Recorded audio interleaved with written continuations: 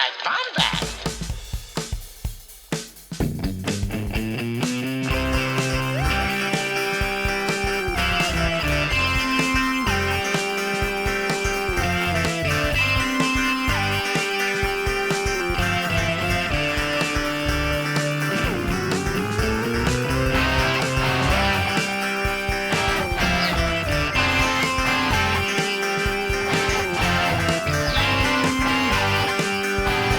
Welcome to the Bombadcast. What is up, Bombad people?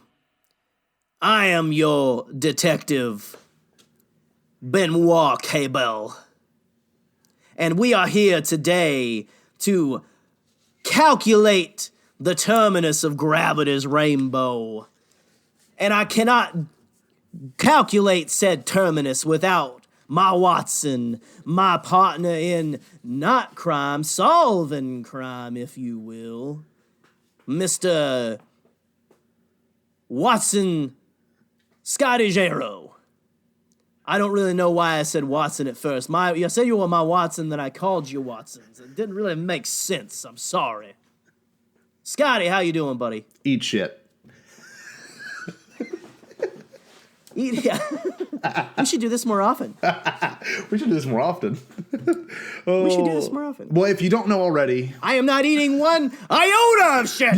Yes, I like that line. No, That is my okay. If you haven't guessed yet, guys, we are talking about 2019's blockbuster hit. I mean, this film is still in theaters, Scott. Isn't that crazy? I checked this weekend. Yeah.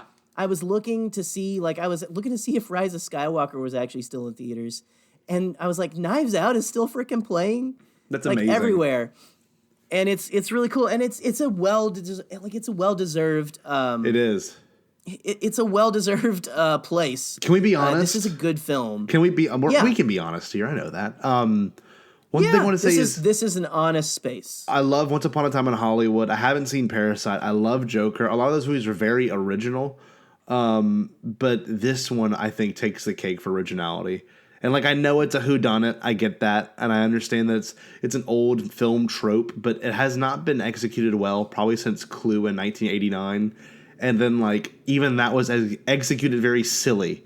You know what I mean? This one is, like, so good. And so, like... Well, and usually if you get like a whodunit now, it's like a jokey, funny thing. Yeah, it's campy. Which this was not shy with the humor, of course. This film is hilarious. Oh, it's amazing. But it's got everything. But again, we'll get into it.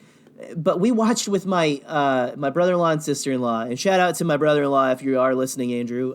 Andrew. Not that I didn't like the movie, but we watched Adam Sandler's seminal hit from last June.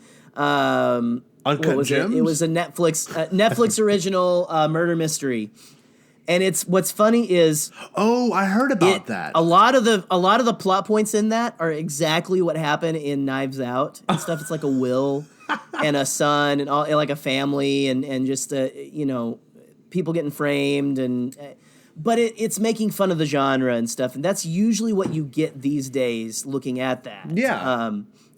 You haven't gotten anything quite like a Murder on the Orient Express, the original. I mean, we had the Murder on the Orient Express remake that came out by Kenneth Branagh, but it really is. But this, like you said, Scott, Joker was it's rooted somewhere though. It's rooted. That was a haunting, just insane film. But if you take however you feel about it. But if you take I haven't seen Parasite yet. I would like to, and I like I said one thing. If you take the character out of it, if you take the Joker quote unquote out of it, then people wouldn't have saw it. Like, to be completely honest, I mean that would have been the case, right? And barely anyone. Well, it would have been like Raging Bull with clown makeup. Exactly, and then hold on, let me rephrase this. Eric Cotterman recently saw Parasite, and like he's the only person I know that has seen it. Like, you know what I mean? Like, personally know that I've seen it. So, like, right. I don't know. There's just, like, something about Knives Out that really attracted a lot of attention. The marketing was incredible. I received the text alerts from Meg, like there literally was like a thing you can sign up for, and like Meg would text me randomly, like, "Oh my god, my family's at it again," and then she would send me photos. Yeah, I kid you not, like that was a texting thing, like it was part of it. And like recently, what was discovered, what the Steelbook version. So if you haven't seen the movie, there's gonna be spoilers. But you see was it the Steelbook heavy spoilers. or the Target book? Did you see that on Twitter today? Where like if you turn yes, and I'm going to bring it up actually in my review that I'm bringing up. But it was dropped on Twitter today. I think I know what you're talking about. It's the 4K Steelbook from Best Buy. Yeah.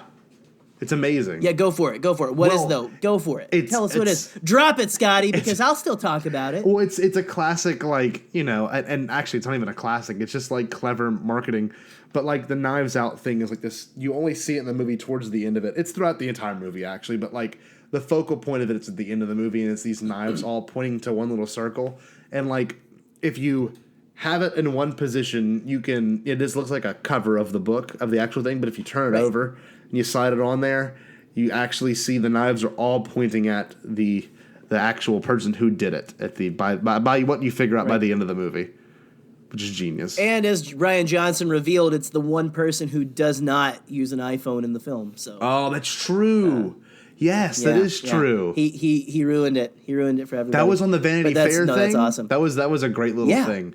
That was, if you haven't checked it out, I can't believe that thing was 20 minutes because it flew by. Yes. It was amazing. Just a dissection of a scene, I think is what it was called. And I didn't know they did that, but I'm going to go watch some of them now if I have more like banked, because that was amazing. But Jerry, you're the brains behind this episode. Sir. Let me be honest with y'all. Jerry, this past week was like, hey, we really need to talk about something like kind of new and refreshing. Maybe jump away from Star Wars for a second. I said, I'm fine with that because I like going off the beaten path. Only because sometimes it's nice for a podcast to switch things up. And for this one, we want to talk about a movie that was made by a Star Wars creator. Therefore, it is not a Lucasfilm adjacent. It is a Star Wars adjacent. Because Lucasfilm would entitle that it's something that was made by Lucasfilm, which it was not. But featured some Lucasfilm people, a part of the crowd, Frank Oz in particular, which I want to talk about later as well.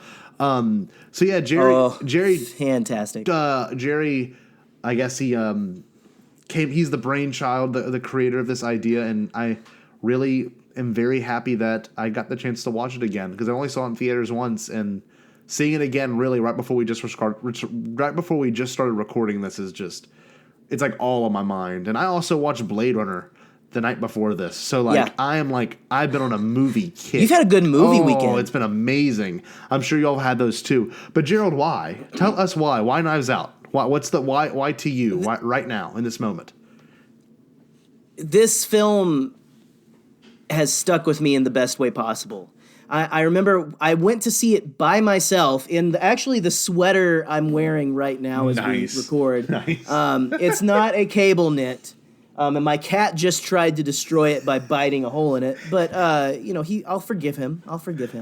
I'm now sitting. I look like the villain, or like someone who would be a suspect currently in a whodunit, because I'm petting a cat like I'm freaking Claw from Inspector Gadget. But next time, Gadget. Pretty good. Anyway, pretty good. Thank you. Well, all you got to do is just put a little bit of that gravel and pretend like you've smoked cigarettes since you were like 2. Which you have.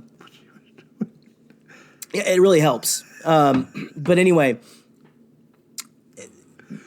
There's something about this film, like you said. There's other films that may be more noteworthy or maybe worthy of accolades or something, but the fact that this one is staying in the pop culture mindset, that there's actually a large contingent of Star Wars fans that are really glomming onto this. There's some who weren't really maybe happy with Rise of Skywalker, but also people who were happy with Rise of Skywalker, who a lot of us, if you listen to this podcast, you probably have a favorable opinion of most of the Star Wars films because, we love that, or you just like listening to us and telling us we're dumb. Yeah. But we loved The Last Jedi.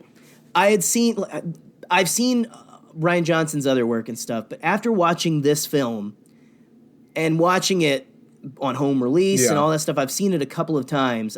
When I got it on home release, Scotty, I couldn't stop watching it. Yeah. This film is... It's the way genre should be done.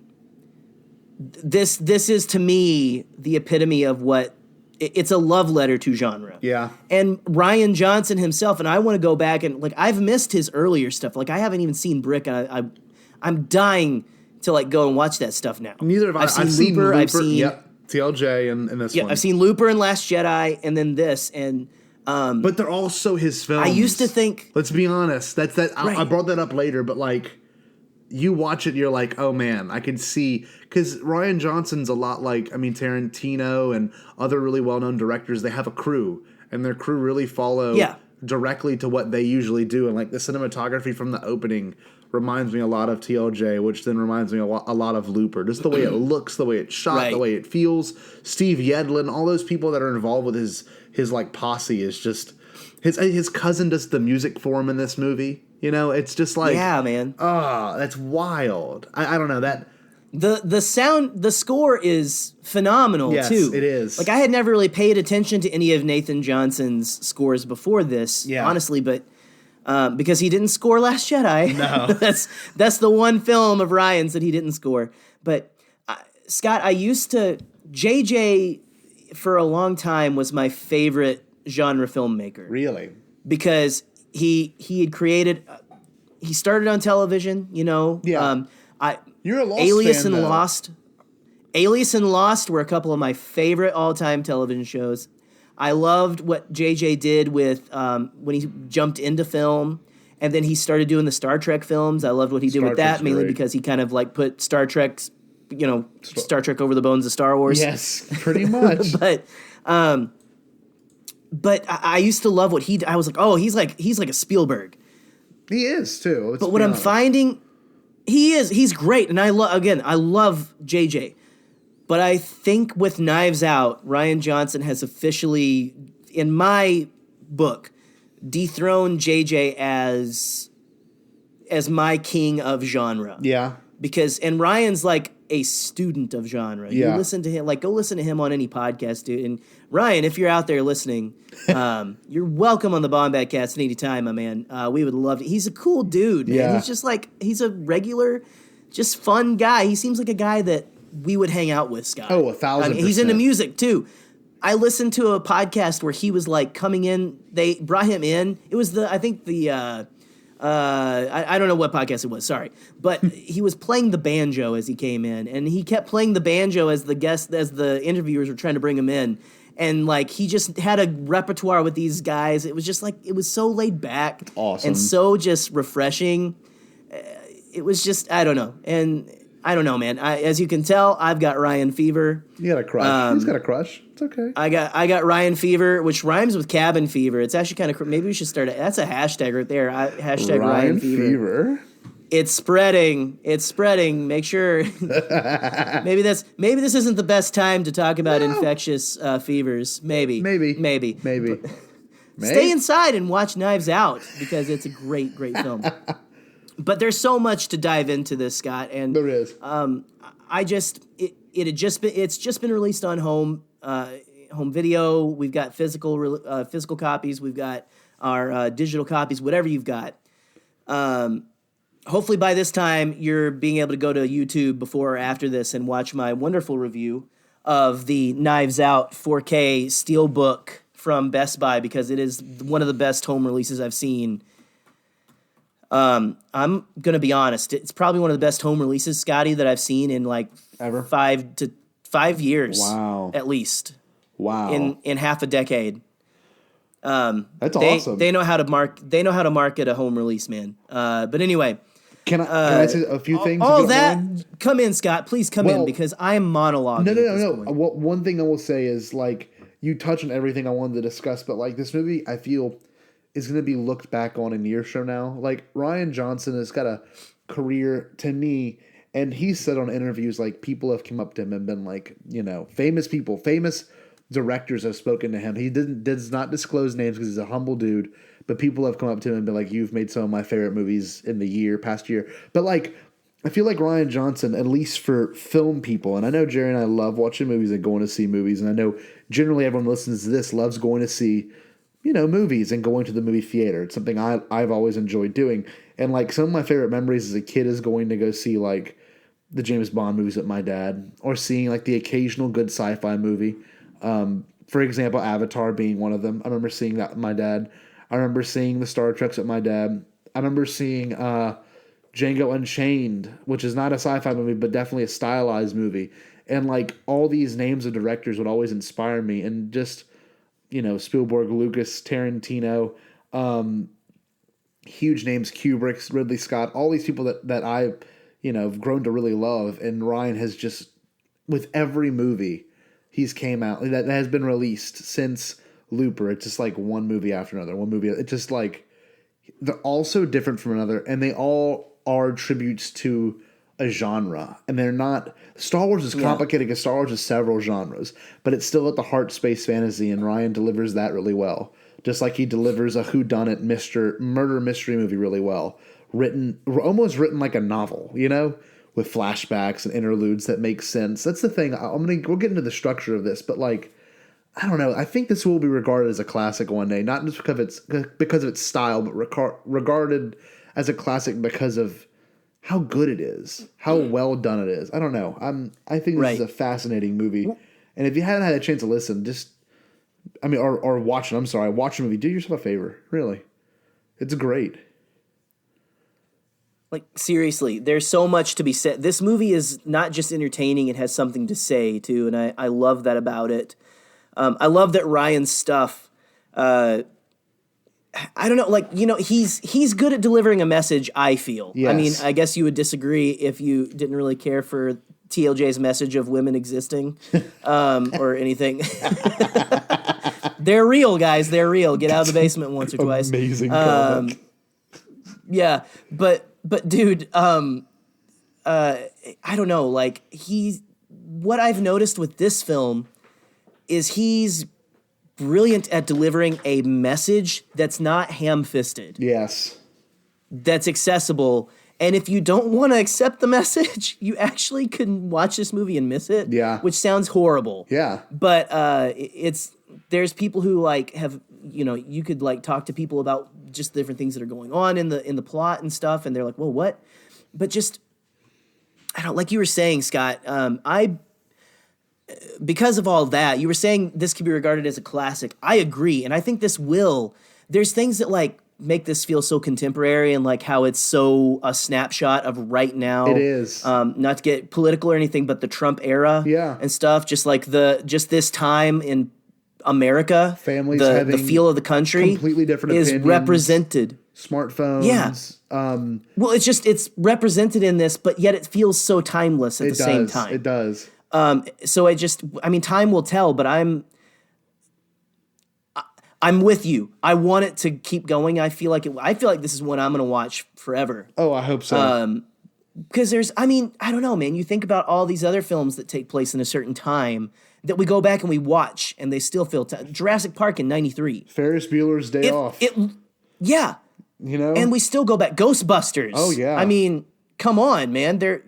And we're just, this summer, we're going to have a third installment of, the original coming back from that, too. I mean, people are like, if you have a good story, accessible characters, things that people can relate to and connect to, and make it dang entertaining at the same time. Well, yeah, I just watched that's a feat. Blade Runner. That's a feat. I just watched the original Blade Runner, and like, of course, I had to text Eric immediately after. I'm like, Eric, I need to see 2049. He goes, no, you need to see it like as soon as possible because of how good 2049 pays tribute to the original Blade Runner. So I don't know. Jerry hasn't seen Blade Runner yet either. So that might be a Star Wars adjacent in the future. It's just like one of those movies that like you end, you're like, dang, just like this movie is too. It's one of the ones you talk about after you leave the theater, not the one that you're like, all right, what's the next thing? You know what I mean? Yeah. What's for dinner? Yeah. You could almost call, instead of Star Wars adjacent, we could almost call this 6 degrees of Star Wars. Yes. Just because it's like just about every big movie I feel like has 6 degrees of separation before you get to like George Lucas or Harrison Ford or someone, Totally. But no, dude, I'm gonna jump on that like probably after this week. I'm pretty hefty into Knives Out this week, guys. Just because I got to get that. Again, hopefully you're watching that fantastic 4K Steelbook review. But let's get into it, Scotty.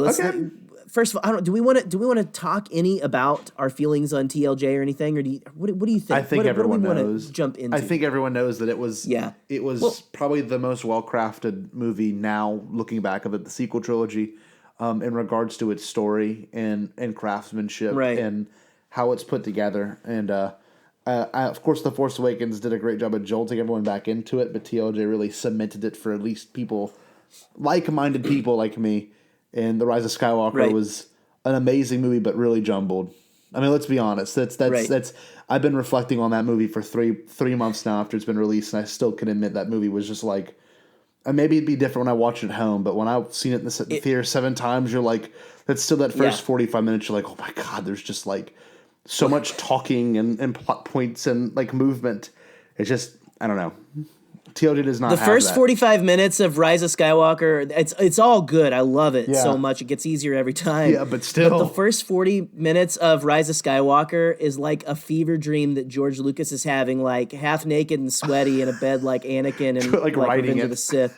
He just like goes, Mom, and like gets up and like, you know, he's all sweaty and stuff, and he's got a robot. He actually has a robot hand and all that. So and then his wife asks him what's wrong. He's like, nothing. All right. I thought of R2D2 is a great name. Oh wait, I already did that. That's an excuse. So no, yeah. So yeah, TLJ might be honest. I cannot be real with you. TLJ is 100% the reason I went and saw this movie in theaters, like opening weekend. Yeah. Like it just dude. is. So that, I guess that really is a big attribution to it, and the fact that he got a giant movie like TLJ to then kind of not propel his career, but like have him get a steady audience is really clever marketing on his part. Yeah. Because it will. I will 100% go see every Rian Johnson movie in theaters now. No ifs, ands, or buts. It's now guaranteed. What are you saying? What are you saying? It got him a big audience. He pissed off every single Star Wars fan. Pretty much. Yeah. Just again, your mom. Your mom is a woman. She exists. She's there, guys. She's making you pizza rolls right now. You can smell them in the oven. Just go upstairs, take a deep breath, hug her, and go out and get a job. But anyway, no shade. You can like what you like and not like what you don't like. But what cements Ryan as a great filmmaker for me is his ability to perfectly dissect a genre, do a love letter to a genre in which he dissects what it's all about, and then completely reaffirms it at the end. Yeah. But let's dive into it, man. Okay. Just because, look, we've talked a lot about TLJ. You guys know how we feel. We always do. No shade. No shade to those of you who don't like TLJ, but again, you know, go outside, take a deep breath. You know, maybe listen to our last episode, and if you can get an edible, if you want, that's up to you. You know, just chill, guys. Chill it's okay. out. So, you know, it's Space Wizards. It's Space Wizards. I want to kind of just bring up some things I want to bring up. Just what you'll hear throughout the episode, as our audio listeners know, and that we only have audio listeners when I'm talking about. But the discussion's going to go through like how the movie sequence, some really big plot points, the witty writing, the characters, and a modern day mystery, you know, being like including phones and stuff and everything that we would practically use. So that, I think that's the hardest thing to write around now, because like it's so hard to write with the usage of phones. Like that's, so many movies could not be made, you know, now because of that. But that can be brought up later. So like, or they're made in they're like, oh, well, this is set in 1970. Exactly. We don't have to worry about that. Yeah. So the movie sequence very interesting. It starts off like, I don't know. It starts off with his murder and everything, and like the dogs running off from the hill. What a great way to kick off this movie! Honestly, it's a brilliant shot. We're not going to try to do. Well, I want to preface this. This will not be a Bombad buildup level. This episode will. This won't be our Indiana Jones and the Kingdom of the Crystal Skull episode. No, it will not. All. It will not. I just want to bring up things that I think are really important, and how like the movie sequenced with like flashbacks thrown in it, and then the big, of course, reveal at the end is just so well done. And I don't know, I think it's really beautiful. And I guess to kind of start it off, like the opening section of the dogs running will then give you a full layout of the house. Like essentially what it does is it cuts to like the foyer area and then his library and all these like weird statues in his house. And like her bringing the coffee like up the stairs to him that are creaky. His breakfast. Yeah. Which I've got my 20-ounce, my house, my rules, my coffee mug with me right now to record. I finished my coffee already, but do you think anyway, go on. I'm just nerding out at this point. Do you think Ryan found that like at a thrift store, or do you think he got that made? Honestly, like I don't know. I haven't heard anything about it yet, but I was thinking that just today. I wonder if they made it specifically for this movie. Yeah. It's so kitschy. It's like something you would get in a gift shop from the 70s. It's like something you would get at a truck stop. Yes. In the middle of like Kansas. Yes. You know? In like the 80s. It's not like it just doesn't seem it doesn't belong anywhere. It's just like I'm gonna be like a crass like hey, my house, my rules, my coffee. Yeah. Something that would make your Uncle Buck laugh. Yes. You know? I almost think they actually created it for this because they sell it. I got mine on the actual Knives Out like shop or something, which would be great. But it's that idea like that has been. But just that, that was a gift. Like I don't know, it's such a cool opening. That mug made it through the entire movie. Just you're talking about the structure. Yeah. By the way, we're talking about structure here. How great is the structure of this whodunit where there's setup. So much setup. Throughout the movie, you think you get the payoff and then you're like, what the heck's going on? Yes. To only have every single thing that was set up. Everything. I wrote it down I've seen it like somewhere. 4 times now, guys. Every single thing set up pays off in the end. I wrote beautifully. Down a story so compelling he could have written it himself is what one of the news writers say about I was noticing that today about what's his face's death. Why can't I remember his name right now? Harlan's death. Harlan Thrombey. Yeah.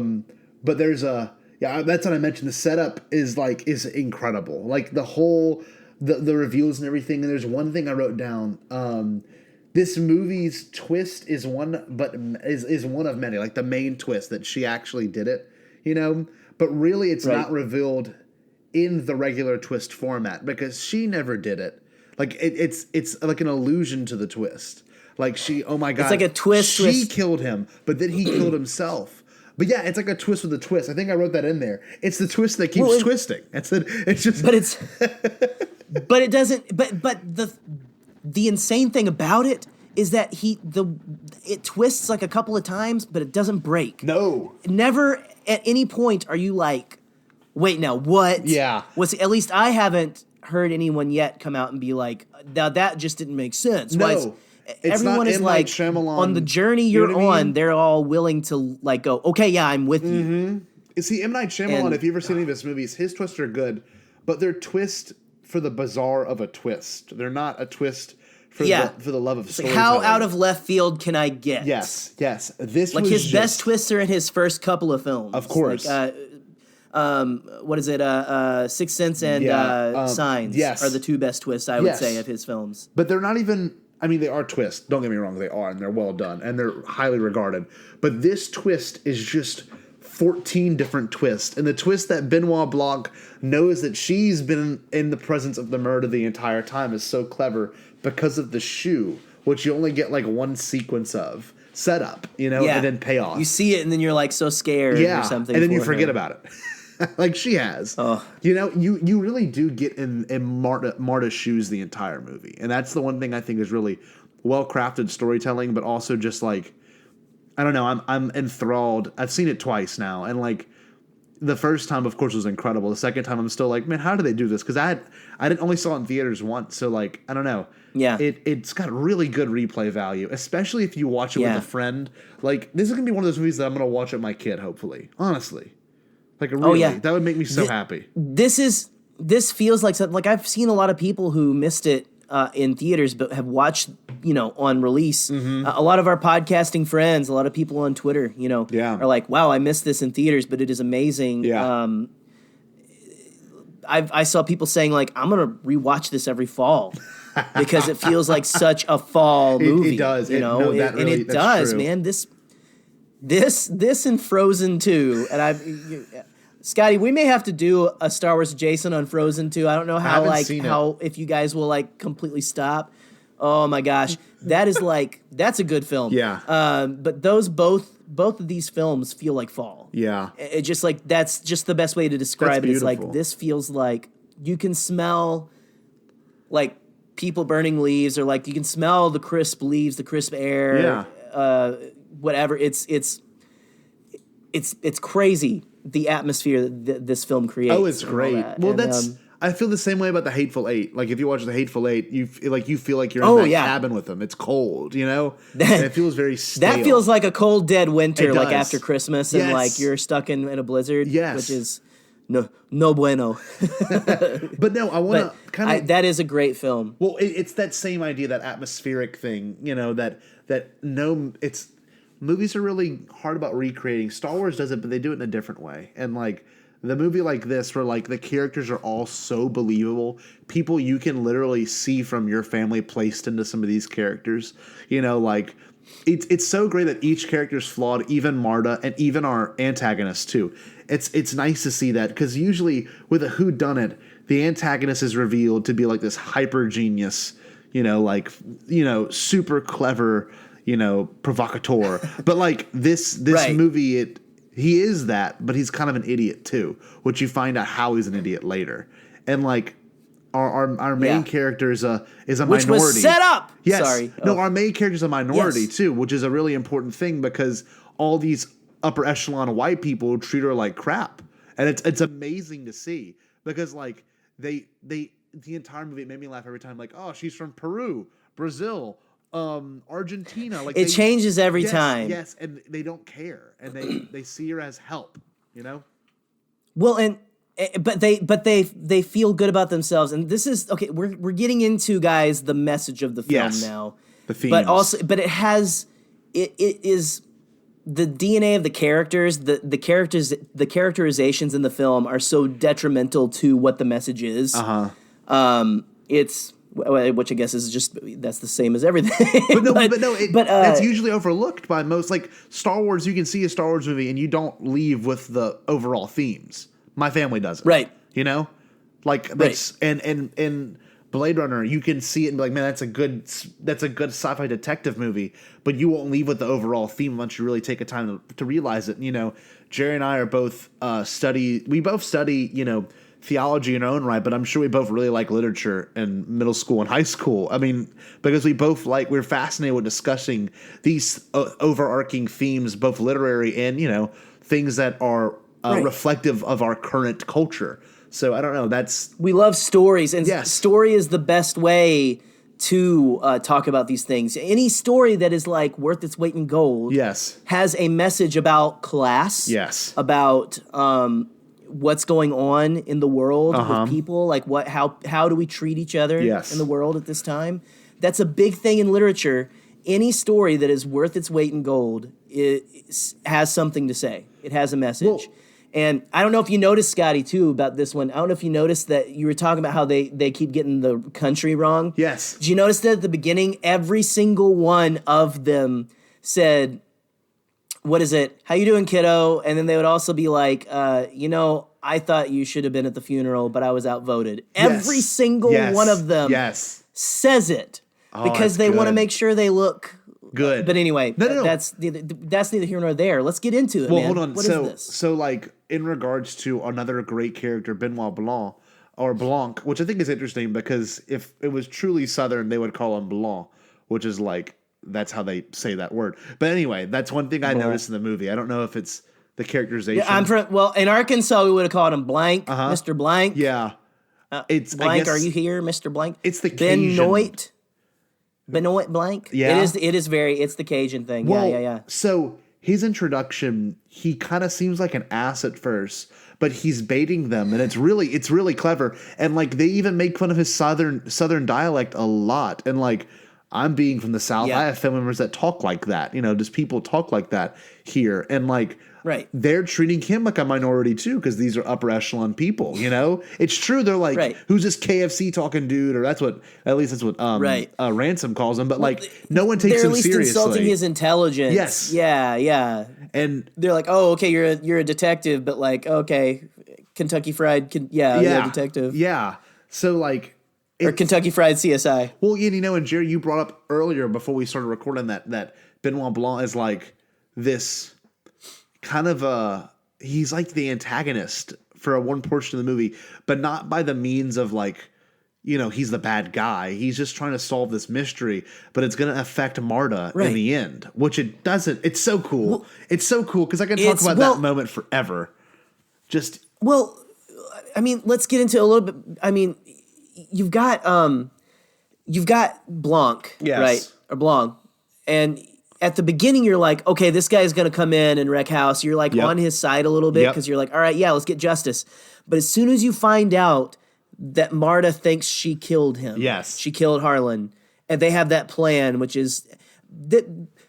Not even to mention, Scotty, the relationships in this movie are amazing. So and the relationship between Marta and Harlan is so sweet. Oh, it's so sincere. And so I loved it because you're like waiting. We're so cynical these days. We're like waiting for like some like Jamie Lee Curtis has a line later in the film whenever they're reading the will and they find out he gives everything to Marta. They're like, were you boinking my father? Boinking. That's where, and it's like, this film knows... Ryan Johnson knows the psyche of the American people. Yeah, he knows the psyche of most people. Like that immediately is where we go. Even no matter how pure someone is, which again, Marta being pure but having flaws, like you were saying earlier.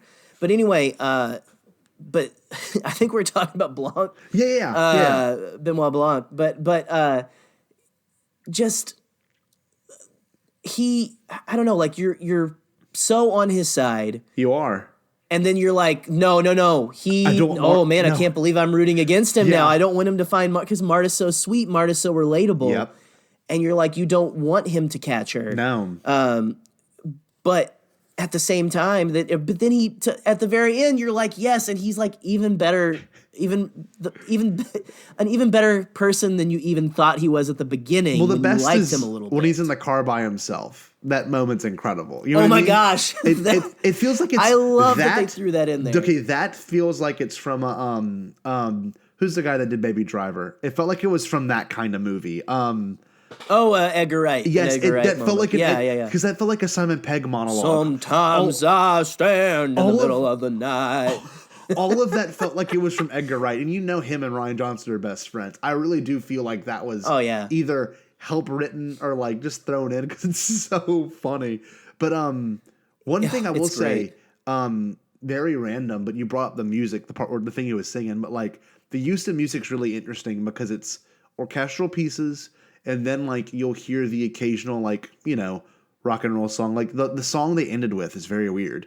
It's Sweet Virginia by the Stones, and I don't know why. I don't know why, and I looked up the lyrics, and I've loved that song since I was a kid. But like, I'm like, why did they choose that of all songs? So I don't know. It's about drug trafficking. That song is, but it's just funny that that's nothing to do with the plot. So if I actually had a question for Ryan Johnson, I'm trying to remember something about the lyrics because I was listening to it a little bit or last week. Yeah, I thought it had something that was basically like maybe getting something.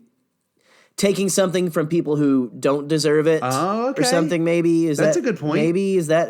Am I? I could pull the lyrics up because I mean you can if you want, but and if we're back on that, like you can pull the lyrics up. But I really want to dive into Scott. We haven't really stated the full message of the movie, like in like a mission statement almost kind of thing. No, you do it, Gerald, because I know you've analyzed this movie a lot more than I have. You know what I mean? Let's be honest. And they were saying this before, and I mean, there were a lot of clickbaity titles of articles before the movie came out. Anything related to The Last Jedi is kind of real hot button. Yeah. You're going to get a lot of clicks. So there was one where there was an article about someone saying that Ryan Johnson wrote this movie, had inspiration for this movie while... or because of Last Jedi trolls, and he's been working on this for he's had this idea for this film for 10 years. He's talking about it's been in his head for a long time. He wrote, but maybe he kind of formulated. He finally got the message, like we're saying, to get behind, and it's kind of a message of. And he said it's a message of, and however many of you guys listen, you got two white males here. Yep. 2 straight white males. And he himself is a white male as well. Let's if he you himself don't know is a straight white male. Yeah. So yeah, and he actually grew up religious, Scotty. Oh, I did not know that. I remember him saying on a thing. So he grew up in church and stuff. But it is a film about white privilege. Yeah. And it's less about that. They were really saying that. And I listened to him again on the podcast recently where he was playing the banjo, where he talked about it's more about how we don't look at people anymore, how we don't see, like, we don't see anyone else's point of view except our own. Yeah. I think we'll use the white privilege mission statement right now, but it's more about like, what is a true kind person, and what are some of the ugly things of society that we kind of let slip by that we may have in ourselves that are represented by these characters. And each one of the characters of the Thromby family represent a different form of white privilege. Oh, it's amazing. It's fantastic. Well, like, can I get into some characterizations? You've got yeah, man, let's do it right now. That's the mission statement. Is this movie is about white privilege. It's about treating people fairly, regardless of what the color of their skin is. Yeah, no, of course. It's about realizing where your biases are and overturning them. Well, even to believe in people. It's funny because they even disrespect authority because of their upper echelon and richer ways. They obviously don't respect the both detectives and Benoit and Marta for that matter. So it's not even a play on just white privilege. It's a play on like just a matter of respect people are losing towards people of sincerity. I mean, like most policemen should be approached, unless it's one that's obviously taking advantage of their power, as a serviceman. That person is a serviceman to our state, and they don't approach him that way. They don't approach the lawyer that way. Right. They pretty much they give them the respect until they're in trouble. Yes, it seems, or they're mad. It's almost like that. Exactly. Yeah. Good observation, Jerry, because that really goes into our next point.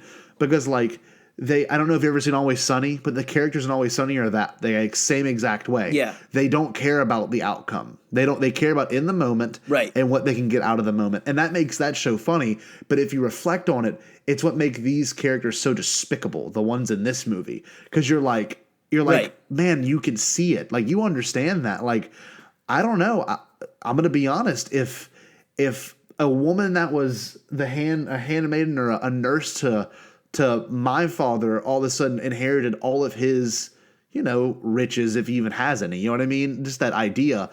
I'd be pretty pissed off, but they're mad for the wrong reasons. They're mad out of selfishness. They're also mad at the fact that she is not of the same race or social class as her, which is very interesting. And that's the first thing they said. They literally one of the young man, whatever his name is, the boy, I guess, the 15-year-old. Yeah, I forget the name of. They just keep calling him the alt-right. Yes, Trump. Troll. Yeah, one of the best. Benoit has all the Daniel Craig has all the best lines in this film. Oh, it's amazing. Where he says, what the Nazi child masturbating in the bathroom over so her. good, so good. No, it was well, like. He calls her an anchor baby, which, if I'm not mistaken, is like "You're sleeping with my grandfather, you dirty anchor baby," which is and then I feel bad saying that. Oh, of course. Here with our, because he says that, and I'm like, holy crap, dude, really? And this poor girl, that is such an old timey that's classic racism. Yes. You know what I mean? It's just like. Why do you even have to call it that? No. Why do you even have to bring that up? Jamie Lee Curtis's character, I cannot remember her name to save my life, but she calls her a little bitch. Oh, yeah. And then everyone starts calling her a little bitch. And then you see this characterization of who's the sexism and who's the Instagram model? Who's the Instagram influencer? What's her name? I forget. The one who has the Goop company. Yes. Joni is her name. It's I'm trying to think of the actress's name, but her she's approach brilliant. is very much how someone like that would approach someone. They're like, no, we'll just sit down and talk about this in a selfish way, not in I need to. I love it. She was like, I'm not on I'm not on Twitter anymore. Send me DM me on Insta. Yes. And Meg is the, and I know but she's people still like like Meg. suckling on the Yes. family, and yeah. Yeah. Meg's what? The one going for the one who's like, I'm going for like they call it the SJW degree, which I don't know how Yes. many of us who've defended TLJ have been called an SJW. But to hear that come out of Chris Evans' mouth was like Pretty funny. crazy, but also just the best. Yeah. But yeah, just that she's like on Marta's side. She was the one who was the closest on Marta's side, you think, at first. And she's still, she's the one who I feel like most of us can relate to. Because I feel like most of us want to be kind and respectful to everyone. We want to be more learned. If I am any one of those characters, and I know I am, I know I have parts of each one of those. Of course, because I understand that. It's if you are mostly white, grew up conservative or something, you have a little bit of this stuff, and you don't know. No, you don't until know. you like reflect. You got to pull the wool. You've got to like look at it from another perspective, and it's hard to do. Of course, because it feels like it makes you feel like you're a terrible person. But I think if I'm any one of them, I'm her, because you want to like be understanding, but at the same time, she got scared and still sort of tried to turn on her. But at the end, she's, you can tell she really feels terrible at the end and stuff. She tries to make recompense for what she did. Yeah. But she's still, it's still just like, it's the person who, I think that's the one that most of us can relate to. It's we want to be understanding, but if things get hot and we don't know how we're going to react in the situation, Well, I like Walt's character. That's for something that to reason still too. work on. Yeah, exactly. I'm sorry, I didn't mean to cut you off, Gerald. No, you're good. Well, like Walt's character is very similar. Like you feel bad for him because he's obviously can't walk well, and it's someone that you can kind of like have sympathy for because he's kind of just following in his dad's footsteps, but not successfully. And like I don't know if anyone else on this podcast has, I don't have any issues with my dad, but sometimes we don't get off on the right feet, on certain things. So like that's something I can relate to is like I want to make him proud. I want to do the best I can. And the movie rights things is really interesting because that, for a young person, I think that would be a great idea. But for someone who wants to keep the novel a novel, that's an important thing too.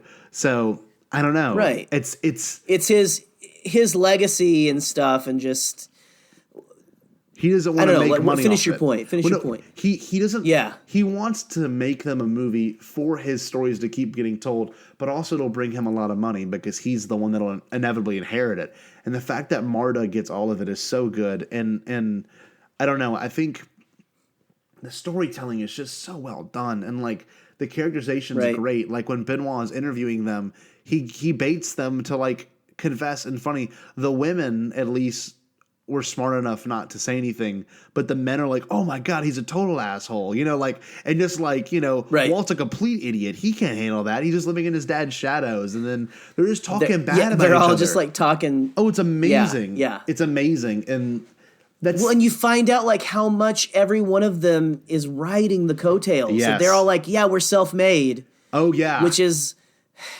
Like there's a direct reference to a certain person who, again, the $1 million. We're not trying to like call anyone wrong or anything. Again, it's hard when you're talking about films like this, talking about things. But there's certain people who say they are self-made who got $1 million loans. Yes, which is an actual line in there. Yes, and it's crazy, man. Well, just the characterization. It's so well done. It's in each person has their own little moment, and like the fact that Harlan's mom is still alive is hilarious because you got to think about how old that woman is. Oh, and my favorite line in the whole movie is, "Do you want dinner to eat, Nana?" That's what Walt says. "Are you hungry? Do you want dinner?" And like screaming at her. And then what's her face walks Jamie Lee Curtis. Yeah, she's like she ate the whole salmon plate or whatever earlier. She ate the entire salmon spread. She's good. That's so funny. And they're all like, but what I love about that, because it's equal parts. What Ryan does is he creates an atmosphere that almost feels like National Lampoon's Christmas Vacation, but Clue, but at the same time is serious and has so much like weight. And I'm sorry, that line is hilarious. Do you want to? It's amazing. Nana? It's amazing. Well, and he also while we're on the go ahead. Sorry. Well, and I think you're going to say this too. I just know how your brain goes, Gerald, because we're on the same wavelength as always. But usually, no one consoles her at all, and you notice that. Like, no, Benoit's like, I bet no one's spoken to you, and she doesn't say anything back. I forget the exact wording, but it's very Southern gentleman. Yeah, and I love it so much. Benoit Blanc at the end of this movie ends up coming in and he ends up being the voice of reason. Yeah. He ends up being like the guy who it's like, listen to this guy. Of course. This guy is how we should be. You know, this is how we should be acting. We should be treating people with respect, no matter what their age is and all that. Yeah. But just, the fact that basically everyone kind of writes her off and no one knows anything about her. At the beginning, it's funny at the beginning. Yeah. Then Benoit comes up to her and is just like, so kind. You'll excuse me if I don't judge your family too harshly, if I'm the first person to tell you sorry for the loss of your son. Yeah. And it hits you because, man, I've lost 2 grandparents to Alzheimer's, and it reminded me of them because she's just there. Yep. Not saying but they're anything. Still there. Yeah. It's like you feel like they may not be there, but they are. Yes. And it really spoke to me, and just the whole I don't know, man, the whole idea of I just noticed it today, Scotty. Mm-hmm. There's a shot at the end whenever Benoit tells them, like, Marta's about to apologize and give everything back. And Benoit like steps in for her and says, "No, you're not getting a single a single cent. You're all vultures, knives." He's like, "Knives out, beaks bloody." And you know, that's the moment in which all of us should stand up in the theater and go, "That's the name." He said the name of the film. That's the name. That's what you do whenever they say the name of the film in the film. But he's like, "Knives out, beaks bloody." Everything Benoit Blanc says in this film is amazing. It's great. But anyway, he goes in the big spill, and then like they say something like basically they're not getting anything, and they're all pissed off. Yep. And there's a close-up on Nana's face, and she just has a smirk. Oh, I didn't notice because that. She's like, I just noticed it today. That's good. Right before it's so subtle, but it's so good. It's so good because she's just like, she has a subtle little, just like corner of her mouth goes up because she's like, yeah, you know what? He's right. Yeah. These kids have no respect. It's time they actually made something of themselves. Exactly. Well, and I want to kind of, since we've brought up almost every character now, I want to go back to Ransom because Ransom, of course, is the epitome of a bad guy, and that's how he should be. He's the antagonist. Yeah. But like he's like the bad guy. He's like the bad guy in Frozen 1. Oh, spoilers for that. Yeah. You know, he's the love interest who turns against everyone. Well, also he personifies all of their arrogance into one, but he's really good about manipulating it and making him seem like the. I mean, I wouldn't even say good guy, but he seems like he's the convincing I wanted to one. be on his side so bad whenever like he picked her up after the family was surrounding her. Because he kind of saved her. It's like, yeah, there you go, Captain America. He's just misunderstood. And the fact that he gets her to eat all the food and then, confess without throwing up everywhere is amazing. Oh man, God, it's good. Yeah, like you said, he's smart, but he's dumb too. He's like dumb. He's a smart, thick person. Yes, like he just, I don't know. It's he almost gets it. He gets right there. He was so close. But I don't know, and I don't know if you agree with me. I think his fatal flaw is it's what Benoit Blanc brings up. It's what he brings up in his big. What you have in every murder mystery. Yes. The big story, Dude, the big reveal at the end of what exactly happened. 20 minutes. Which is what? I was 20. That reveal was 20 minutes long. It does not feel like that. You are like enthralled the entire time. You're like, because it's like we talked about earlier. It's set up, and that's just like. And you think the twist already happened. From there on out. And then more twists happen. Yeah. And then the reveal of the other twist is just, oh my God. It's great. Oh, it's amazing. But back to what he said. I don't know if you agree with me, but Ransom's fatal flaw.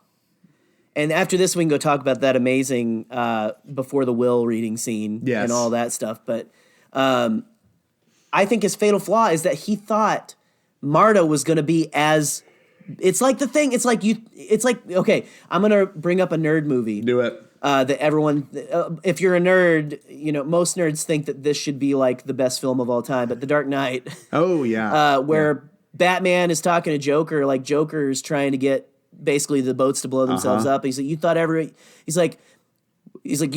you would win because you think in the inside everyone's as broken and twisted as you or something. Or he's like, everyone's as dark and twisted as you. He's like, his fatal flaw was he thought that Marta was going to make the selfish decisions he made. Mm-hmm. And it's so good. So amazing. And again, we're gonna have to get into Marta's character we've talked a lot about Marta. Yes. But just Marta is so pure, flawed, but amazing. But flawed and and how a human should be, because she didn't mean to kill him, and she didn't kill him because he messed with the vials, and he received the amount. Right. And a rational human being would go home and cry about the situation, or cry, at the drop of the heartbeat if someone they love and they took care of would be dying, and it's her. She's worried about her job, her integrity. She's worried about how the family's going to react. She's going to go to jail. Her mom's going to get exposed. She's got so much weight on her shoulders. But yeah, no, Jerry, back kind of to the reveal by Benoit. It's so pure. It's like so well done, and like there's so much setup and then closure for it. And like the part that made me tear up this time, and I think for you it does the same. Was when Marta, almost every time, whenever it's like, no, you really are a good nurse, because she realized the viscosity, or was it is that the word? She realized the density of it, and she knew that this was the viscosity of the liquid, the slightest viscosity. Yeah, and it's just the whole thing. How Ransom tried to kill his grandfather by switching the vials so she would give him a larger dose of morphine and kill him. Mm-hmm. He switched the vials. She still instinctively gave him the right medicine and only noticed the vials afterwards. Yep. So and good. Again, he says, if he would have listened to you, if Harlan would have listened to you, he would be alive. Yep. And it's just all of that. And you go, you did. I'm about to cry right now because it's so. It's beautiful. You see this person who is a legit good-hearted person who had this amazing relationship, the sweetest relationship I've seen in a movie in a long time. Yeah. A very real relationship. Yeah. Of this elderly man and this nurse who it's so pure and it's so kind. They're friends. Mm-hmm. They have such a good relationship, and then he's gone. Yeah. And to know that she didn't kill him. Yeah.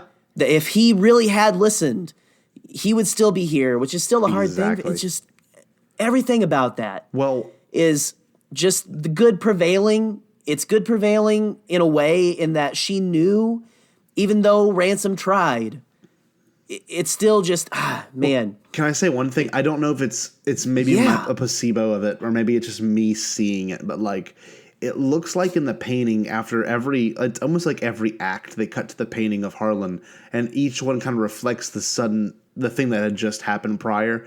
And like the first one, his got like a straight face, like nothing's happening.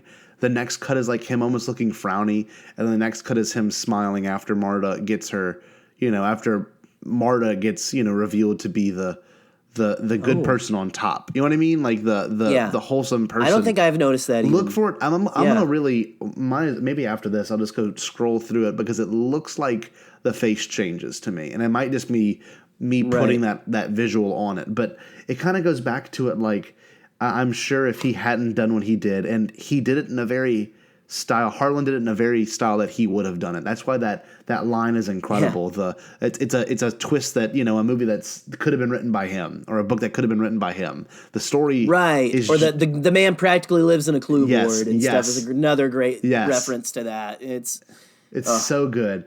And like, I don't know, like the story's so complex, and then it's so not complex, and you take a step back. And the fact that what was the other lady? Who's the one that kind of was the help? What was her name?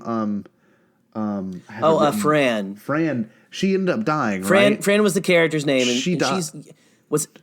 She ends up dying, and that's the big thing. That's how they get. That's one of the best things. The best reveals is how they.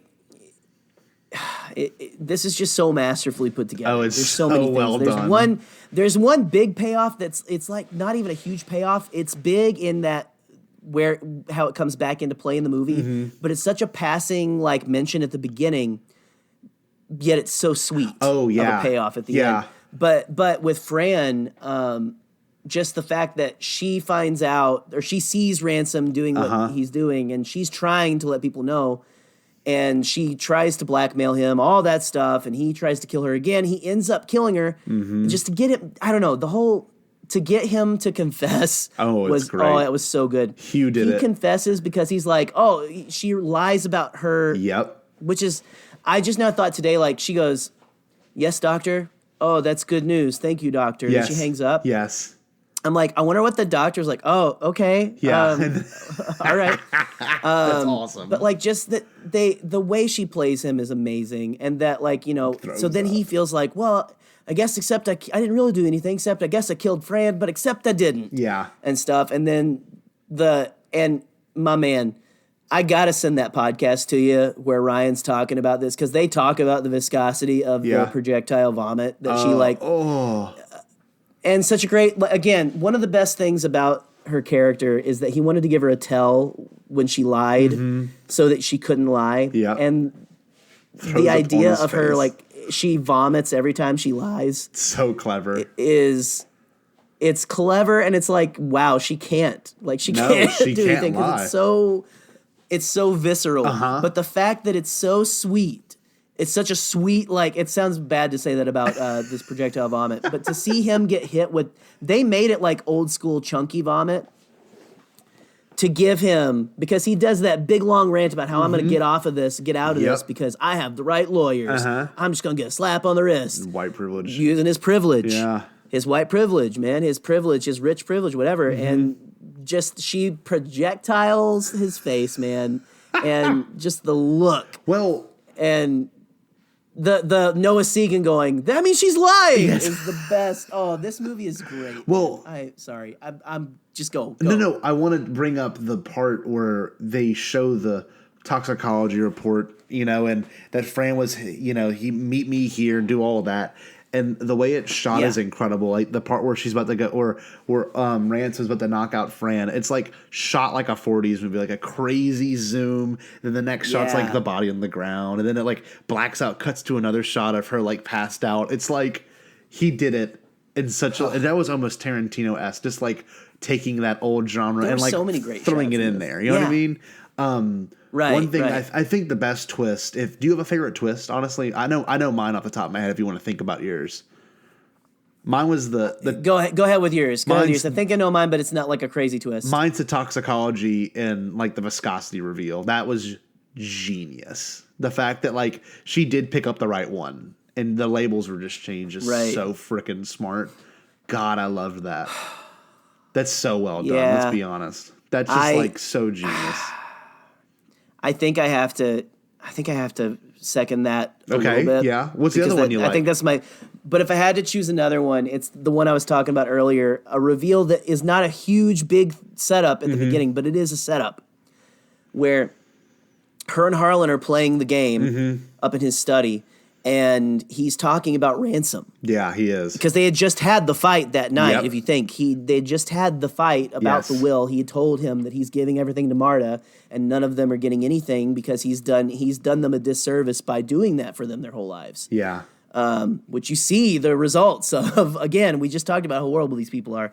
But he says, what is it? He's like, he's a lot like me. Basically, Harlan sees a lot of himself, he's like, and I forget exactly what he says, but he mentions something about, smart and as a whip and all this stuff and the brave toy. or whatever. Is that the line you're getting to? But he's like, but he wouldn't know the difference between a real knife and a real knife and a prop. Yeah, a real blade stage and a prop knife. Yeah. And a stage prop. Yeah, a real knife and a stage prop. And to have him grab one of those knives off of that display at the end. And just that slow motion, everything about that is brilliant because you're horrified at first. Of course. You don't know what's coming. No. You don't think about that because that's just a line at the beginning. Yep. But then as soon as he goes down and like she's there, and then you see they hold there on their faces, and she doesn't react how someone who's stabbed reacts. And then he pulls the knife and does it a couple times and finds out it's the thing and goes, well, shit. Yeah, I think it's picked up. No, that's such a sweet, sweet moment, man. Because it's like he's like, because he goes, well, in for a penny and stuff. Because he's like, well, I'm going down anyway. Yes, exactly. For murder. It just shows again how good of a bad guy. Yes. Chris Evans, that man is versatile. Well, he can play. He can play so much. The biggest twist of the movie, can I tell you but that's a good one. Don't get me wrong. That's honestly might be my favorite line of the whole movie. Oh, it's a small. In light to everything else, I just love it so much because it's so niche. The real bit. It's twist, like, of the I don't know. movie, I love that. To me, is the fact that it takes place, all around Marta.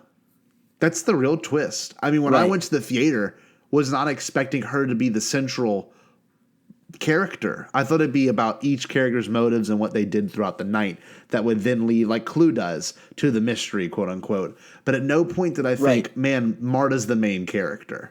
You know what I mean? Until I was sitting in the theater. You go into it thinking Daniel Craig is at least. Yes, and that's the biggest twist. The marketing twist is the best.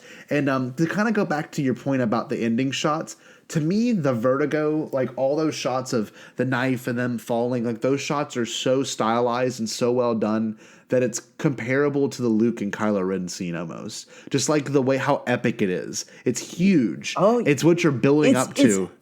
It's insanely epic. And just who thought of that knife wheel idea? Oh my God. So cool. Because whenever I first saw it, I was like, why is there a knife wheel in this? I'm like, okay, it's Knives Out. There's a knife wheel. And then I don't know. It ends up making sense with the whole house. Mm-hmm. We see the whole house.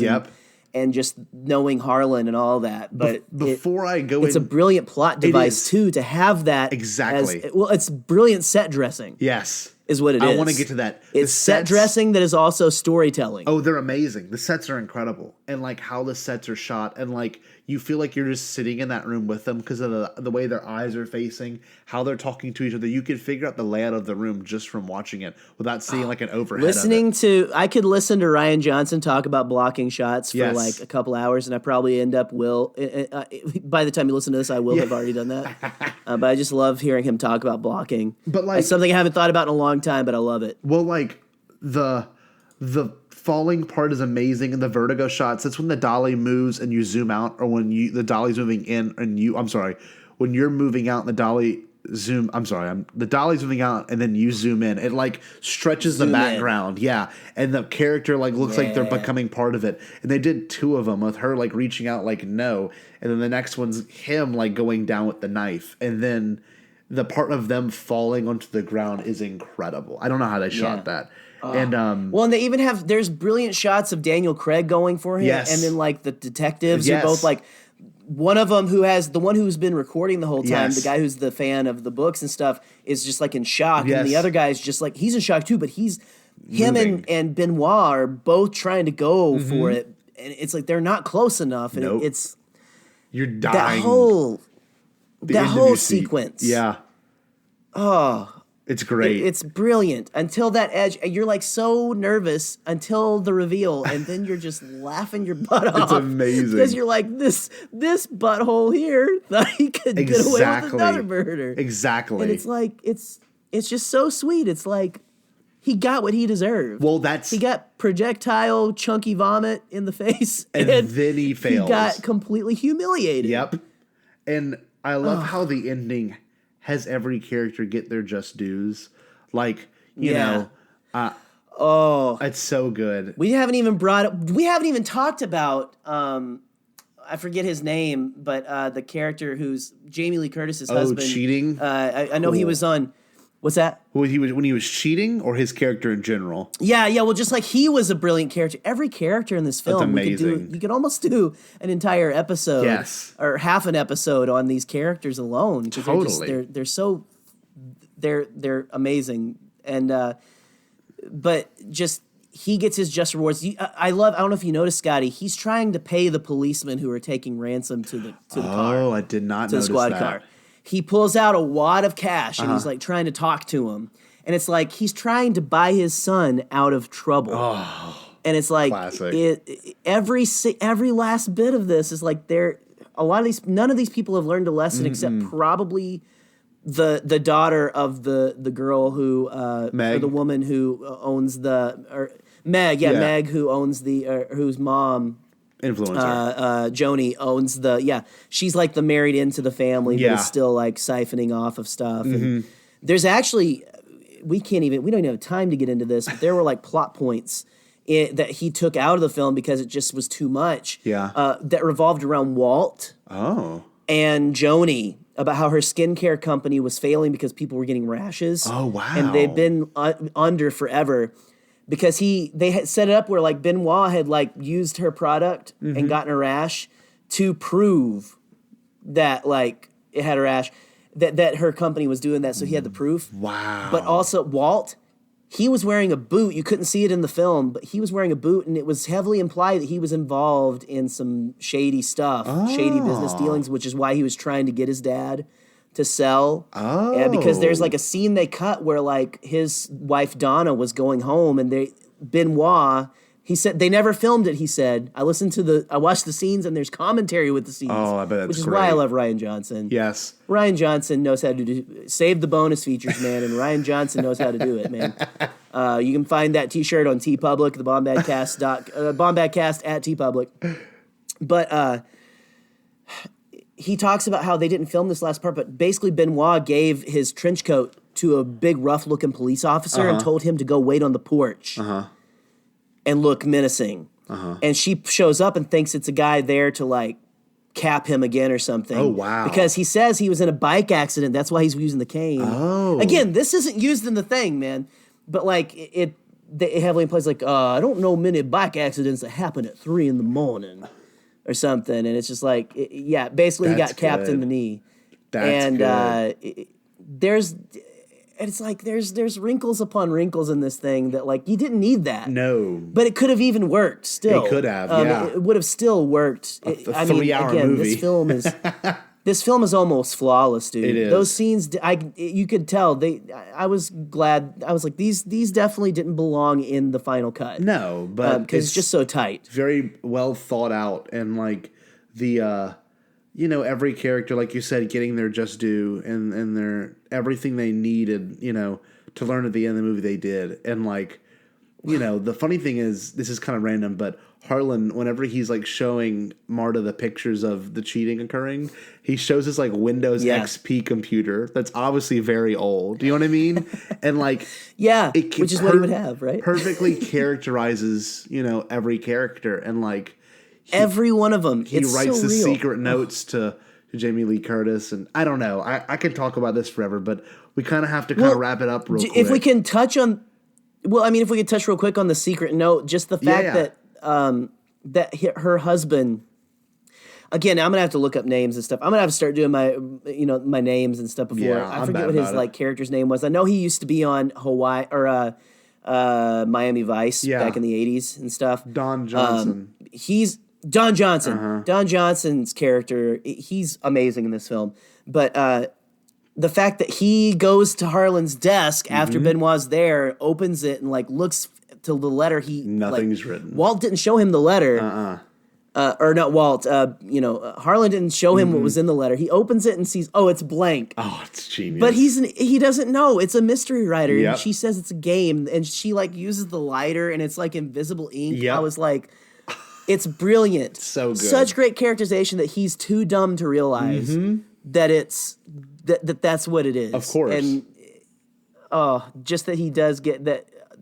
Just to leave it too, like she just looks at him and he just knows. Yeah, he knows. The cigarette hanging out of her mouth, shocked. Oh my gosh! What a phenomenal cast! Have we even talked? I mean, we've been talking about the characters, but have we talked about? No, but the cast is incredible, and the thing is to kind of start. I mean, end where we started with the whole "my house, my coffee, my rules" is just. I don't know. That's one of my favorite parts of the whole entire movie, and she's sitting there with the blanket over her shoulders, sipping it on his balcony, looking down at the people. It's one of and she's got everything else covered. If you notice, her fingers cover every word except for the "my house." Oh, I did not notice that. When she takes a drink. So that's all. The only words you can fully see is "my house." And I'm going to just say it. I know it's only...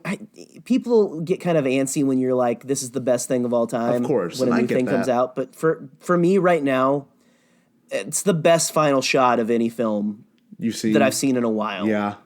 I agree. For me, it's it's at least my favorite final shot. Mm-hmm. Just to set up that coffee mug is like basically the second shot after you see the dogs. You see you see it getting set onto the tray to then finally end with, I mean, God bless your hearts if to our audio listeners, I don't know what just happened, but Scotty's room just went dark and the purple lights came on. I think I'm keeping him. Am I interfering with some special time or something? It's a timer I've set for 10:30 and I completely forgot about it. Let me get the lights back on. Oh man, that is funny. It just hasn't ever happened before. I'm like, whoa, what's going on? That is hilarious. Wait, that's awesome. We'll be good in a second. They all come back on. There Sorry, Jerry. Scotty and his smart house over there. Oh my god, that's so funny. Okay, anyway. I'm over here living in the 1940s in my house. We just got the Wi-Fi. Our first time getting it. No. Sorry. No. Back to your point though. Like it's the my house thing is just so important, and like that's one of those moments where they set up and then there's a payoff, and it's just like so subtle. Your brain doesn't register it the first time. I mean, you probably do when you're a big movie fan, but if it's something you don't analyze, like I try to look at every shot and find the smallest details when I first watch a movie, and it kind of ruins my movie experience, but that's just who I am. And then by the end of it, when it makes sense with the mug, and it's just so good. And like funny enough, Fran spills the plate, but she's not worried about, she's not worried about the body in front of her. She's more worried about the plate in front of her, and she goes to put it down. Yeah, and then it cuts. She's like trying to catch the coffee, which is interesting. Have you ever spilled hot coffee on yourself? No, though it's like very like it is an out of body experience where you're like can't let go. You're more concerned about making sure the rest of that coffee doesn't end up on you than you are whatever is. There could be a dead man who just slit his throat in front of you, and you're like, coffee. I don't want to end up like that old lady at McDonald's. It's just, it's insane. Which again, that's horrible of me to make light of that. But dude, I love this movie, man. Yeah, no, you're right. That's, man. Again, and we're winding this down, guys, for sure. This is one of those films that come out, and it's just forever. It's forever in the, I don't know. Maybe it's just that it's in the zeitgeist right now. Mm-hmm. But again, like we were talking about earlier, I really feel like I agree with you, Scott. I think this is going to stand the test. It feels time. It feels of a certain time and timeless at the same time. It does. And I'm sorry. Again, I know I've been ragging on you guys who didn't like TLJ, but to see so many people talk about Rian Johnson not understanding how stories work and how to like compose film, I don't think you really watch many other genres of film, maybe, or mini film, or and that sounds super elitist. I don't want to be gatekeeper or anything, but just like, I mean, look at this man's body of work, and tell me that he does not know what he's doing. And I think, if I'm not mistaken, his Rotten Tomatoes score isn't like a 99 or something insane, like something that's unheard of, like classic movies. It's something that doesn't happen. It 97, doesn't happen and then the audience scores a 92. Like you never see that. Like that's for critics. That's a good score. Everyone to agree. That's just me though, and I never try to base anything off that opinion, but I really do think it's somewhat important. Like for something so new. This is not Casablanca. Right. This is not Wizard of Oz. This is so new. No. I don't know. That's what I find that very interesting. It's very interesting, and it's why we can get excited because the adventures of Benoit Blanc are going to continue. Yeah. We have confirmation now. Ryan's making Knives Out 2. So awesome. And this is, we've got a 007 movie coming out. This is, he just confirmed on SNL that this is his, and I think he confirmed it before, this is Daniel Craig's last Bond. Wow. Like he's done, which is kind of crazy. It's the end of an era. Since 2005. Craig's my favorite Bond. Me too. It's just he was honestly the first one I got into. He's the first one that gets hurt. That's like my biggest thing. Every other Bond's like he's just they give him unscathed. more characterization. They made him more of an actual person. Exactly. And less of a comic book hero, which is they all have their place. I love the Bond films, but I think I'm more excited to see him continue as Benoit Blanc. And from what I hear from Ryan Johnson, from other people, Daniel Craig is hilarious and is just like a fun, jovial person. I bet. And I want to see more of that. And man, can he kill a deep was Atlanta Southern draw or something like. Very I think it was. well. Oh, they said it was like a Mississippi draw that they ended up settling on, some part of Mississippi. So that has a very specific. Real quick, just to kind of like get into a statistic thing, like these are the top maybe 10. I can't really count real quick. 10 movies of 2019, and like based on the tomato reading, tomato meter, whatever they call it. And I don't base anything off this generally, but it's still something really weird to reflect on. Because if you think about it, what we got going for it. Parasite, original movie. I haven't seen it. I bet it's fantastic, though. I have no doubt it's good. Avengers Endgame, riding on the coats of 20 other movies. Let's be honest. Us, right. I don't know anything about that film. I really can't say anything about it. I don't know anything about it. I enjoyed it, but it was, Get Out, I think, might have been like people's favorite of his, so anyway. It's still riding on the coattails of a really well-known Jordan Peele, right? Okay. Toy Story 4. His big one was Get Out. Franchise. Huge franchise. Let's be honest. Humongous franchise. Very well-known. First animated movie of all time. Toy Story 4, 97%. The next one preceding it is Knives Out. Completely original. Not rooted in anything known. Kind of like Parasite.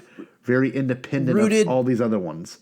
And it was like only rooted in like the whodunit genre. Yeah. And having just that. Ryan Johnson. But it's just like a genre. But also Ryan Johnson being either so loved by critics or so hated by fans from TLJ. You would think a movie like that would still fail. Only because there was so much anger and animosity towards it. But then the next one's Irishman, The Farewell, Booksmart, Little Women, Marriage Story. All great movies. But Irishman's Scorsese, and you can't. I mean, that's just a mob movie, And then everything else following it. Great. Some of them are good original stories, but at the same exact time, it's like, I don't know, man. It's. Can I be honest? I enjoyed Irishman. Yeah, it's a great film. Yeah. I think I'm more of Goodfellas. That's my jam. Yeah. I don't know. I don't know. I got to rewatch it because my thing is I can't watch a 3-hour gangster film with my 2-year-old, and I had to watch it in pieces.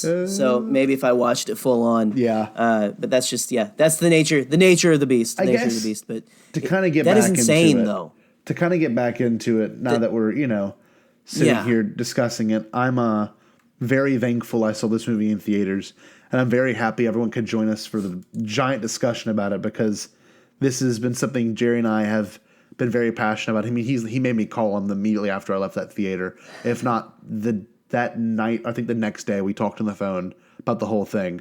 So I don't know. This movie was Rise of Skywalker, wasn't it? I thought we talked about Knives Out too in November, if I'm not mistaken. Ooh, maybe we did. I think we did. Yeah, we must have because Allison didn't see it, and it's a whodunit, so I didn't want to like ruin it. No. Like, she wanted to see. Yeah. But I don't know. Dude. It's one of those movies I told my mom and dad. Like I told my mom, like you got to go see it, and she went and saw it, and she loved it. So like, it's one of those movies that I'm probably going to show my parents when they come up to visit at the end of this month. I mean, it's a movie. It's a shareable movie. It's a movie to take people to. Yes. It's 100% shareable. But to kind of close it out. But you know what's more shareable? What is? Murder Mystery by Mr. Adam Sandler on Netflix right now. Go watch it. There you go. Full endorsement. Don't expect Kevin James or Chris Rock or Norm Macdonald. Chris Rock. I'm trying to think of. I can't believe I forget. I always blank on names. David Spade. I promise I know actors and stuff. David Spade. Yeah. Don't expect David Spade or anybody. Kevin James to show up. But there's still. I like Mr. Deeds. I like Mr. Deeds. That's a good one. Yeah. But yeah, no. But Knives Out's good too. Knives Out's great, and thank you for everyone joining us. And we have a lot of stuff in stored for you in the next week, and you have no idea how excited we are to announce this. Jerry, can you announce it? Because you're the one that kind of made it happen. Our next guest, holy cow, humongous for us. Out of nowhere, Scotty and I, like we both we've been Star Wars nerds for a long time. Yeah. We before I even went to Celebration, I was listening to all these different podcasts. I was watching, you're friends of the podcast, Star Wars Explained, Alex and Molly and stuff. TRB, just these we people would watch their stuff. Yeah. But like one of the, I don't know, like I'd say Alex and Molly are one of the biggest games on YouTube, and one of the other biggest games, I'd say they're like the top two, honestly. Yeah, they are. These are. I would say among Star Circles, they're the top two. I don't watch any Star Wars Theory or anything like that because Star Wars Theory, Star's up there. He's up there for sure because he reaches a little bit more of a massive. Yes. He reaches more of an audience of people who maybe don't like certain things. Yes. Which is fine. Yeah. He does it. He's fairly respectful. Yeah. But anyway, not to start anything. This is turning south. High note. Here we go, guys. No. Next week though, we are having just a YouTube legend, I would say, Mr. Hello Greedo, on the show, coming on here to just riff with me and Scotty. We're gonna have a fun discussion about everyone's favorite topic. The special editions. And you guys know me and Scotty even kind of teasing a conversation. We have been. About the special editions since for like our first time. or second episode, if I'm not mistaken. It's been a long time coming. To give our quick information on it, I am not a fan of them. And I had only watched the special edition versions this past year. And I don't like them. And Jerry grew up with them. Which is insane to me because I was alive before you and saw the originals before the special editions. And you still aren't, man. Were born at the time of the special editions. I know. It's just insane to me that this ended up this way. It's like you're like a control subject in a test. That's what I feel like a laboratory test. And I think he'll like that too because I know Alex really enjoyed it because he's like, I can't believe that, and I'm like, yes, I just never. I never had to see them. I never did because I had these VHSs and that was it. Yeah. So anyway, so you're not a big fan. And you just saw them, and I, and there's so many special. I'm gonna have to send you like the Blast Points does some good episodes on the differences and the changes and stuff. We're gonna have to start studying, guys, what we're saying. We will be because we're getting the big times. We're hitting the big times. But one of the things about me that most of you guys know is that I would probably die for Zhao Yaoza. I don't get it. I mean, I get it, but I also am like, how is he any different from the like two-headed alien announcer or Boss Nass or like? I agree. I don't know. It's just like there's different things like that were in the prequels that I'm like, how is he different from any of that? It's just like, is it because you have to look down his throat at his like 2 or 3 uvulas? Is that like what I think that freaks people out or something? But anyway, so yeah, I'm a hashtag Greedo shot first kind of guy. I actually don't care. No. So McClunky bees.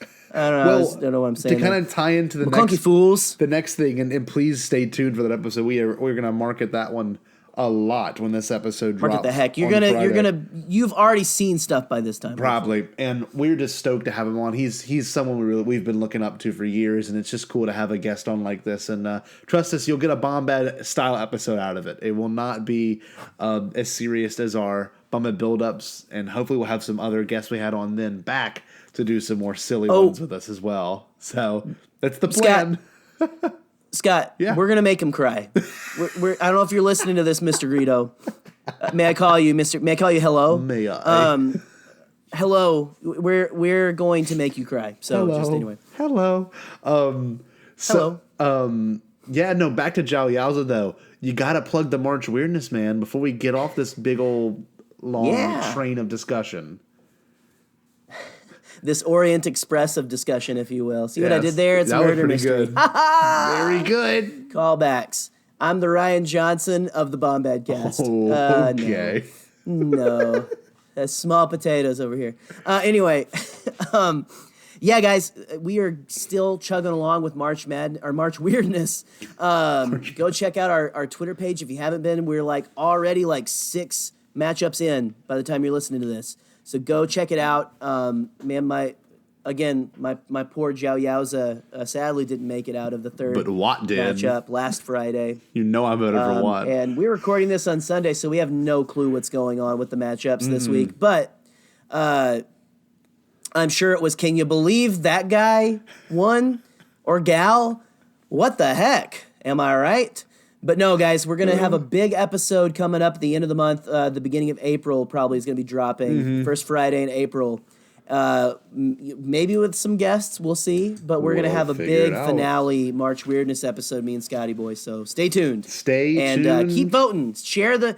Share those polls with your friends, guys. We want to get a big, wide view on this thing. Big old wide net. It's important information we're going through. Yes, we want to cast a big net for our fans, but if that's all we got to pretty much plug, y'all stay tuned for the Hella Great episode, and make sure you follow Bombadcast and join the Bombad fam on the Facebook.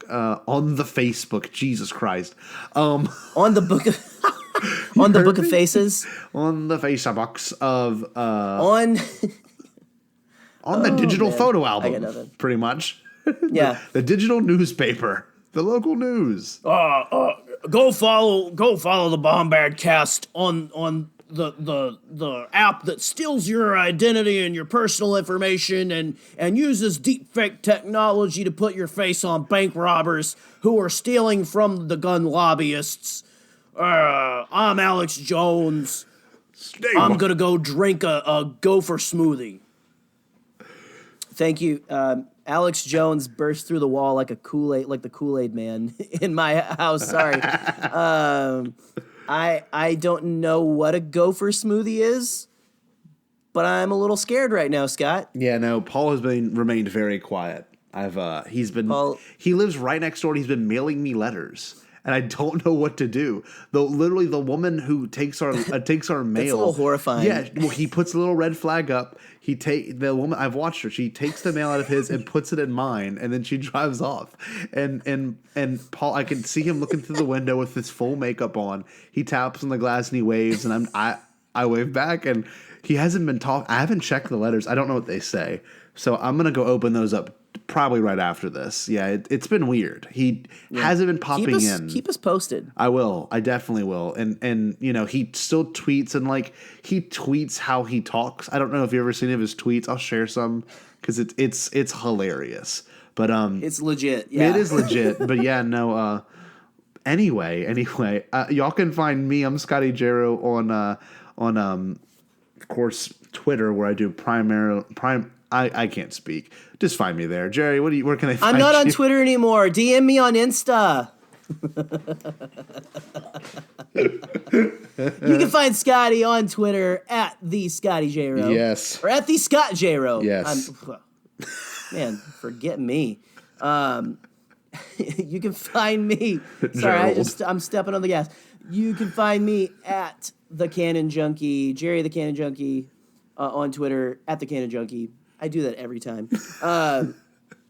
You can follow us at Bombadcast on Twitter. Yes. Just Google Bombadcast on anything you find live human beings on, and you will find the Bombadcast. I'm going to Google it right now. Go for it. Maybe not Reddit, but I'm not entirely sure those are living beings.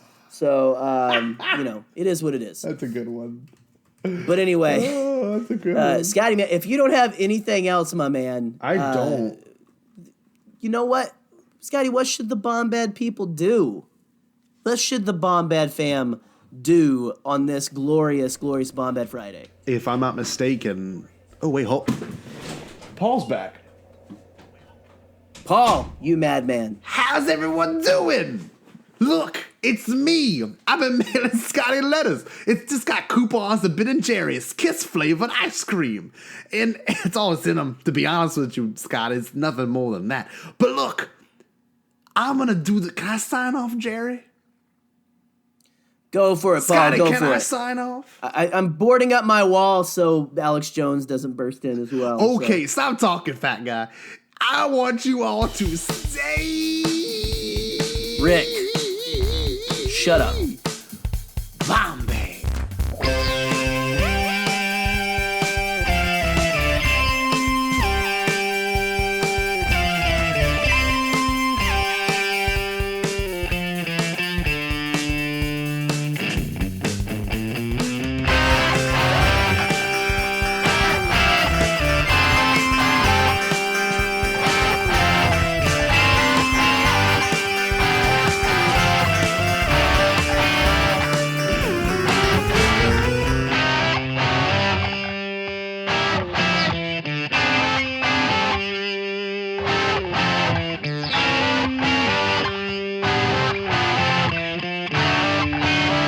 You shall all bomb back.